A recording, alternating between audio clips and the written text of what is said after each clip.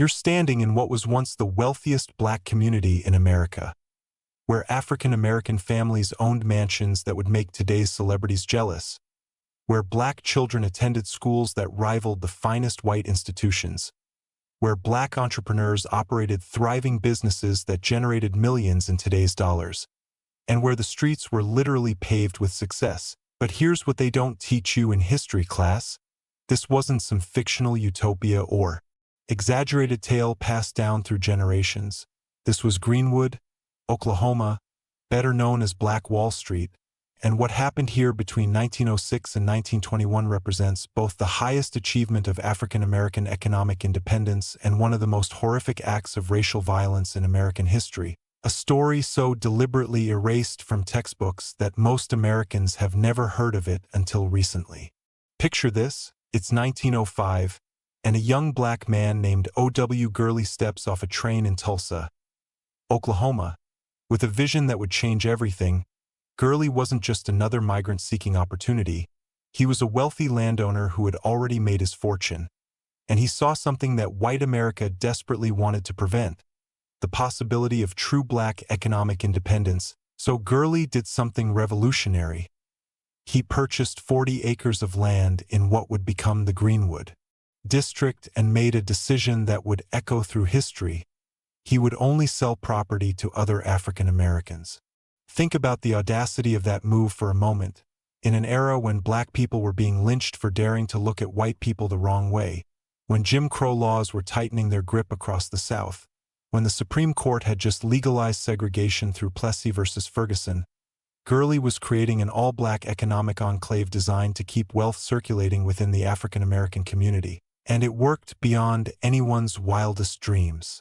Within just 15 years, Greenwood transformed from empty land into the most prosperous black community in the entire United States. We're talking about more than 600 black-owned businesses operating in a 35-block area, including luxury hotels, movie theaters, jewelry stores, restaurants, grocery stores, newspapers, doctors' offices, law firms, and even a bus system. The Stratford Hotel stood as a testament to black excellence, with its 54 rooms making it one of the finest hotels in the entire region, not just among black establishments but period. White travelers would often stay there because it was genuinely superior to white-owned alternatives. Here's what's truly remarkable about Black Wall Street's economic model.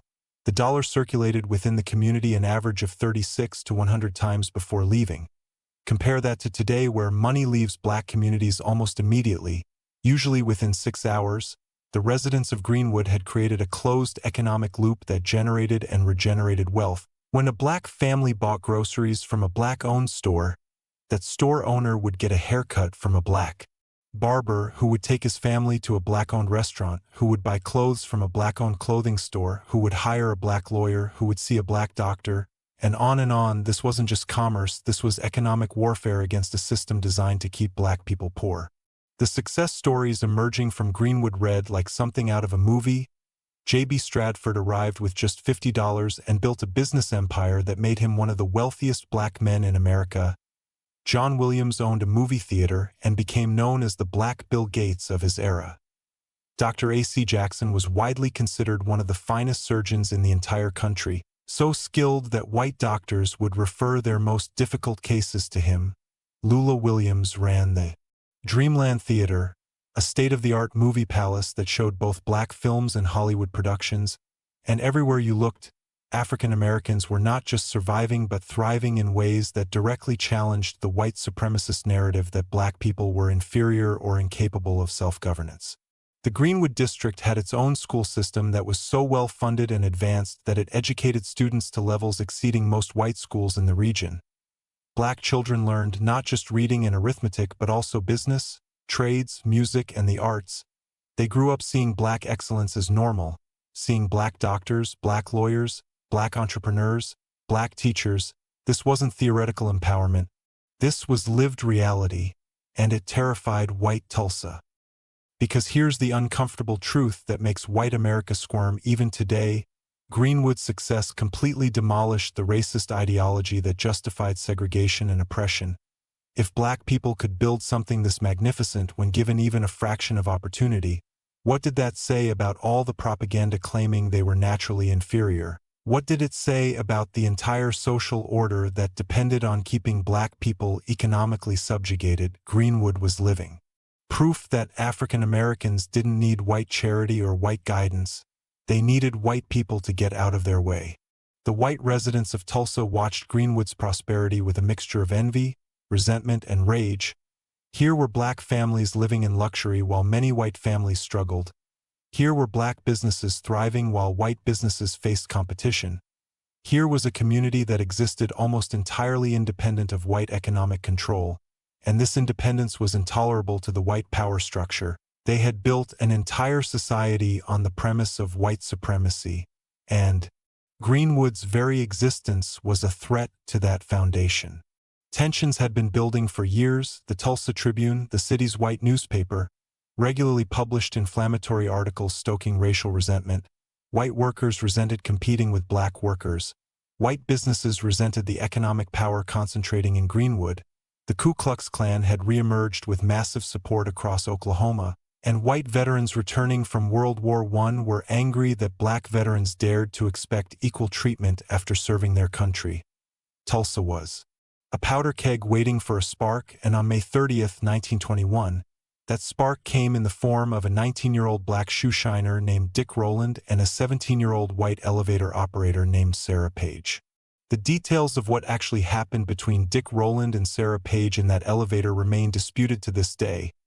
What we know is that Rowland entered the elevator at the Drexel building. Something happened that caused Page to scream, Rowland fled, and by the next day, the Tulsa Tribune ran with the headline "Nab Negro for Attacking Girl in Elevator." The article claimed Rowland had attempted to assault Page, though she herself never made such a claim and later refused to press charges. But facts didn't matter. White Tulsa had its excuse. By the evening of May 31st, a white mob of thousands had gathered at the courthouse where Rowland was being held. They were calling for a lynching, demanding that authorities hand over the prisoner so they could deliver their version of justice, which meant torture and murder without trial. But here's where the story takes a turn that showcases the courage and self-determination of Greenwood's residents, a group of approximately 75 black men, many of them World War I veterans, armed themselves and went to the courthouse to ensure Rowland's safety. Let that sink in for a moment. These black men knew exactly what they were facing. They knew the odds. They knew that white mobs had lynched thousands of black people across America with total impunity. They knew that standing up to white authority could mean death, and they went anyway because they believed in justice, because they believed that Dick Rowland deserved a fair trial, because they refused to let their community member be murdered by a mob. This wasn't reckless, this was revolutionary. This was black men exercising their Second Amendment rights and their basic human dignity in the face of overwhelming opposition. The confrontation at the courthouse escalated. Shots were fired, though who fired first remains contested, and in the chaos, the white mob exploded with rage. What happened next wasn't a riot. Let's be absolutely clear about this. What happened next was a calculated massacre, a coordinated campaign of domestic terrorism, a racial pogrom designed to destroy black economic independence. White mobs numbering in the thousands, deputized by city officials and armed by local authorities, descended on Greenwood with a singular purpose: total destruction. Throughout the night of May 31st and into June 1st, white terrorists systematically burned Black Wall Street to the ground.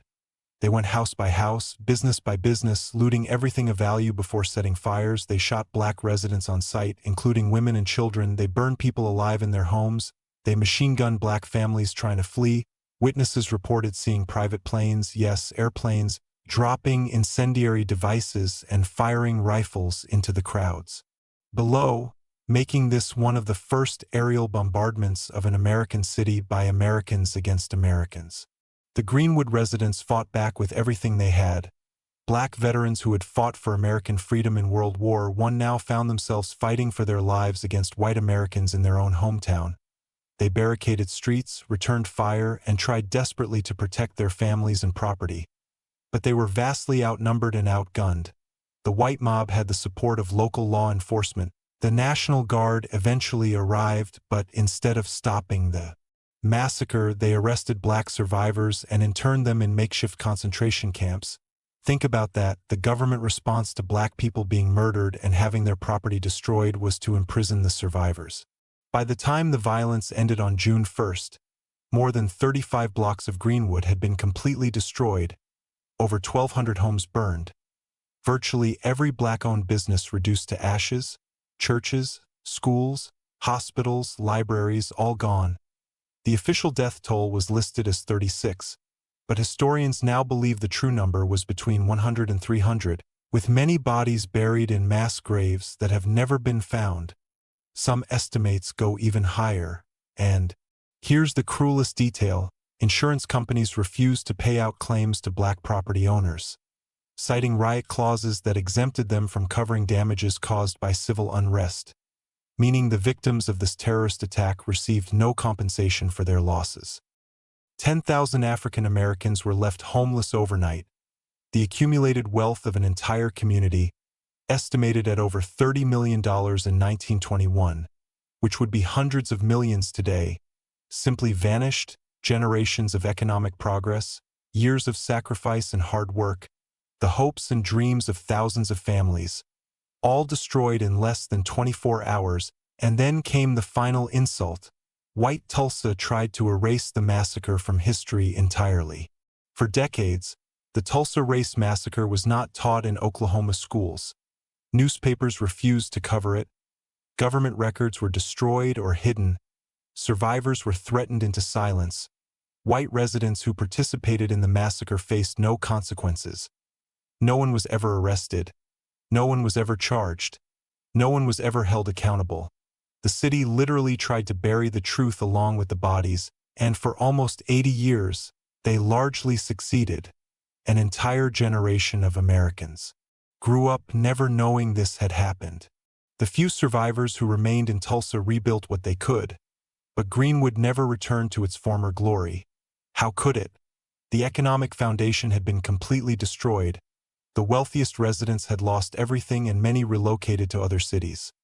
The city of Tulsa imposed new building codes that made reconstruction prohibitively expensive, and the psychological trauma of the massacre hung over the community like a shadow. Yet even in the face of this complete devastation, the resilience of Greenwood survivors is remarkable. They didn't give up. They didn't leave en masse. They slowly, painfully, built a new community from the ashes. It wasn't until the 1990s that historians and activists began seriously documenting the massacre and demanding recognition. In 2001, 80 years after the event, Oklahoma finally acknowledged what happened and established a commission to investigate. In 2020, following national protests about racial injustice, the massacre finally entered mainstream American consciousness. But here's what should make you angry. As of today, the survivors and descendants of the Tulsa Race Massacre have received no reparations, no compensation for the stolen land, the destroyed businesses, the murdered family members, insurance companies never paid out, the government never provided restitution, and the few remaining survivors, now well over 100 years old, are still fighting for justice. The story of Black Wall Street isn't just about what was lost, though that loss is staggering and demands recognition. It's about what was possible. It's about what African Americans built when given even limited freedom. It's proof that Black economic independence wasn't just achievable, it was achievable on a massive scale. Greenwood demonstrated that every racist argument used to justify oppression was a lie, that Black people could govern themselves, educate their children, build thriving businesses, create wealth, and establish communities that rivaled anything white America had built, and that's exactly why it had to be destroyed. Think about the generational wealth that was stolen that day. If those businesses had survived, if those properties had been passed down through families, if that economic engine had continued operating, how many Black millionaires would exist today? How many Black-owned corporations? How many scholarships? How many opportunities? The destruction of Black Wall Street didn't just harm the people living there in 1921. It harmed every descendant who should have inherited that wealth, every Black child who grew up without the economic security their great-grandparents built. Every entrepreneur who had to start from scratch because their family's accumulated capital was stolen. And here's the pattern you need to understand. Tulsa wasn't unique. It was just the most dramatic example of a widespread phenomenon. Thriving black communities across America faced similar violence throughout the Jim Crow era. Rosewood, Florida was destroyed by white mobs in 1923. The Slocum Massacre in Texas killed hundreds in 1910. Wilmington, North Carolina saw a successful black government overthrown by white supremacist coup in 1898. Every time black Americans achieved economic success, every time they built something that challenged white supremacy, white violence sought to tear it down. This was systematic, this was intentional, this was the American way of maintaining racial hierarchy. The lesson of Black Wall Street for us today is multi-layered. First, it reveals the true history of race in America, a history of black excellence and white terrorism that our textbooks still largely ignore. Second, it demonstrates the power of economic self-determination and community wealth building, showing us a model that could be replicated. Third, it exposes the enormous debt this country owes to black Americans, not just for slavery but for every thriving community destroyed, every successful business burned, every life taken, every dollar stolen long after slavery ended. When we talk about the racial wealth gap in America today, when we discuss why black families have a fraction of the wealth of white families, when we debate reparations and economic justice, we must remember Greenwood, because that wealth gap isn't natural. It isn't the result of cultural differences or personal choices. It's the direct result of deliberate destruction, theft, and denial of opportunity. Black Wall Street was American capitalism working exactly as it should.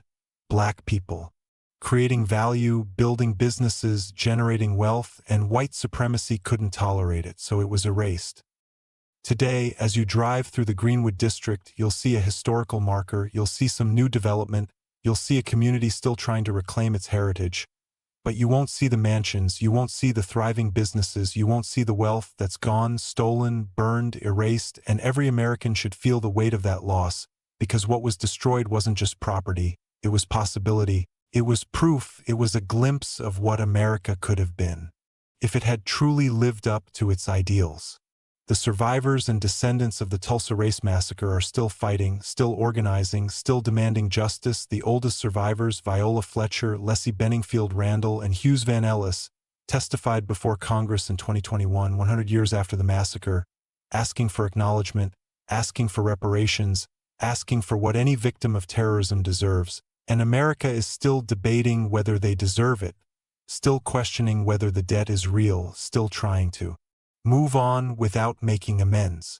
So here's what you need to do with this knowledge. First, remember that Black Wall Street existed. Remember that it was destroyed. Remember that justice has never been served. Second, teach. Share this story with everyone who will listen, especially young people who aren't learning this in school. Make sure this history isn't erased again. Third, support. There are organizations working for justice for Tulsa Massacre survivors and descendants. There are black-owned businesses and community wealth-building initiatives that echo Greenwood's model. Put your resources where your values are. And fourth, demand. Demand that this history be taught. Demand reparations. Demand accountability. Demand that America finally confront its past honestly. The story of Black Wall Street is not ancient history.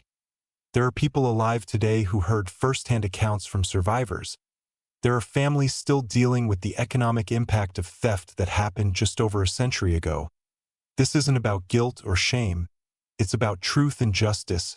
It's about recognizing that America's racial wealth gap was created through violence and theft, and that debt remains unpaid.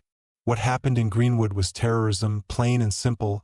It was domestic terrorism on a massive scale, carried out with the support of local government, ignored by the federal government, and then deliberately erased from historical memory.